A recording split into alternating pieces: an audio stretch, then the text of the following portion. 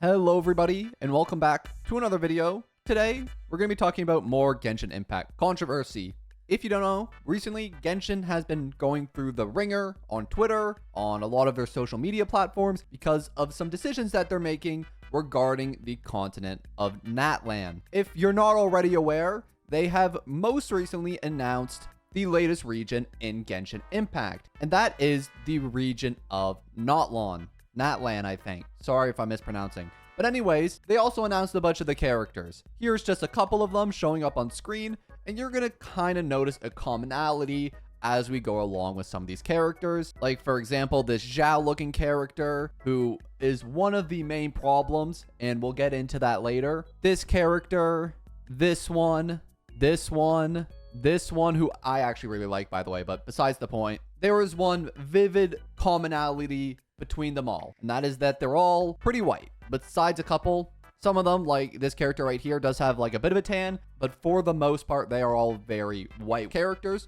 which usually this isn't that big of a problem, but in this instance, it is a problem. And let's explain why. If you guys aren't already aware, the regions in Genshin Impact are all based off real countries or places in the world. For example, Inazuma is inspired from Japan. Sumeru is most likely inspired by Egypt just based on their desert region. Fontaine is inspired by France. Mondstadt is German, I believe. And then Liyue is based off Chinese culture.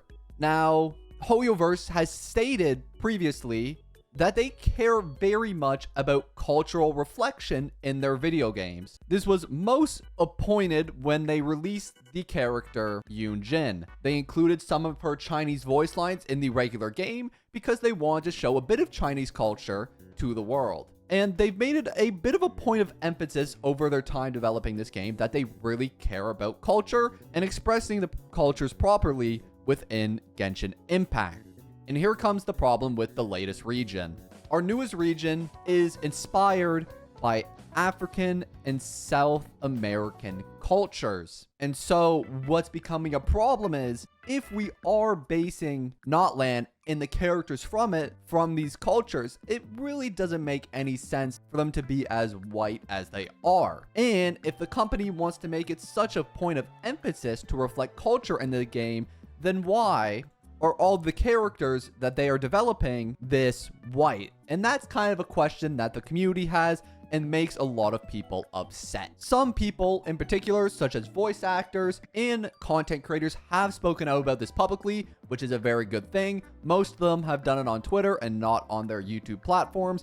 Miss Clark here, who is the voice actor for Beto, I believe, said, "It's just disappointing when parts of the world that are so seldom reflected in media could be portrayed accurately. I know this is inspired by, as opposed to a one-on-one depiction, but if you're drawing on specific sources, it would be so lovely to see it done in the way it should be." Miss Yokobori here, who is the voice actor for Yoimiya, said it shouldn't be a radical desire to want to see yourself reflected in the media you consume. Sayu, a pretty prominent voice actor, he voices Sino, but he's also a pretty big content creator as well. He replied to a tweet which is showing the difference between a character that Genshin Impact made based off the supreme deity that he is named after. Sayu said, "Finding this out, wow, this is bad. Like, I knew they were missing color, but wow, this is bad."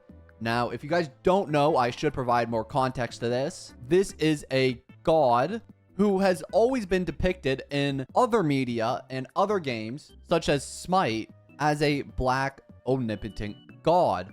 But Hoyoverse has made him into a white edgy teenager, which is a huge jump from where we were before, considering this character is based, or at least has the same name of, Genshin has it as Oron. The actual name of the deity has an L in it, but you get the idea. A lot of content creators also spoke publicly about this, some of which being Doro. Ziox has retweeted some tweets publicly denouncing this character. So there are multiple people who have talked about it. Again, mostly on Twitter though. Essentially, this whole sphere is in the Twitter space. You won't really see this on YouTube. Now, something that has been trending because of this is hashtag boycott Hoyoverse, which we've seen before with the 3 Pulse incident. where a YouTuber named Bmao made a video called Why I'm Boycotting Genshin, and it essentially led to this huge, kind of toxic, honestly, community that put hashtag boycott Genshin, stop playing Genshin in everyone's comments, and it was a little annoying. I hope that's not what happens this time, because the reality of it is that we are a very small bubble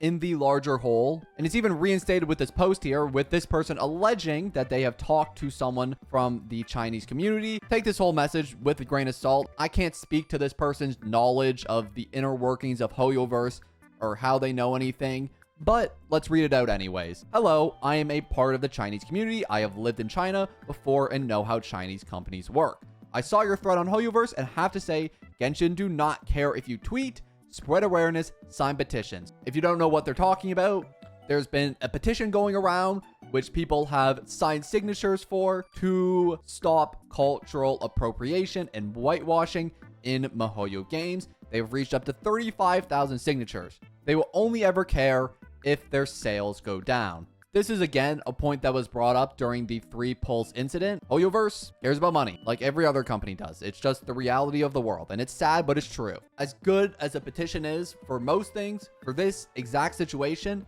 it has good intention, but nothing good will come from it, unfortunately, and that's just the reality of it. We saw this last year, Genshin anniversary drama. They had lost somewhere in the realm of 1 million followers, and nothing came from it. No response. They did not address anything. And as sad as it is, that will most likely be the reality again. Because at the end of the day, the Twitter and the YouTube community and this community that's upset about it is a very small portion of the people who play Genshin Impact and Hoyoverse games. The reality is about 90 to 95% of their player base doesn't even think this is an issue or probably even knows about the issue. It is really sad too, because people have been posting redesigns, and honestly, these look good. These are fine redesigns. Honestly, some of them look better than the originals, and who knows, these could have been the original interpreted designs. I think some of them honestly look like that just should be how they're designed, but they're just not. This has happened in their game for years now. You can see the difference here between Genshin Impact dark skin characters versus dark skin characters in other games. You can see the contrast pretty obviously with the Hoyoverse dark skin characters versus the dark skin characters in other games. There is a pretty big contrast between them. Now, I think the question everybody probably comes back to is, why do they do this? The why of it. And I don't know if I have a way to answer that for you guys. And unfortunately, I don't know if we will get an answer, but I hope this helped you guys understand the issue a little bit better and get a general understanding of what is happening. Let me know any of your thoughts down in the comments below. But for today, that's going to be all from me, and I'll see you guys all in the next one. Peace.